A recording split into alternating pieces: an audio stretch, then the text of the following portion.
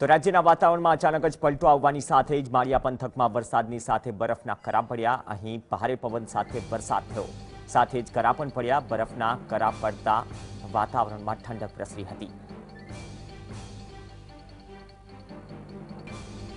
તો ભારે પવન સાથે જોરદાર વરસાદ થયો છે। માળિયા પંથકની વાત કરીએ, કરા પડતા વાતાવરણમાં ઠંડક ફેલાઈ છે।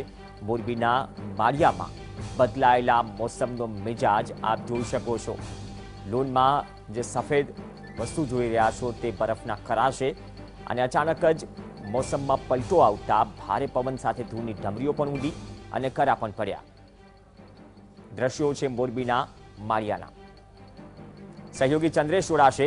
ચંદ્રેશ, આમ પણ હવામાન વિભાગે અચાનક વાતાવરણમાં પલટાની આગાહી કરી હતી, પરંતુ કરા પડવાના કારણે માળિયા કે આસપાસના કેટલા વિસ્તારોમાં આ વાતાવરણની અસર પડી છે?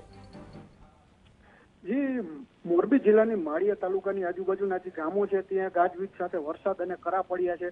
તો ખાસ કરીને કહી શકાય કે જે ખેડૂતનું જીરું છે, જે ઊભું પાક છે, હવે તૈયારી છે જીરુંની, તો તે પણ પડી જશે તેવી પણ ખેડૂતે વ્યક્ત કરી છે વ્યથા। તો ખાસ કરીને અત્યારે બરફ પડ્યો છે તો એને સાથે લઈને વાતાવરણ પણ ઠંડીમાં પ્રસરી રહ્યું છે। જી, આભાર ચંદ્રેશ સમગ્ર માહિતી બદલ।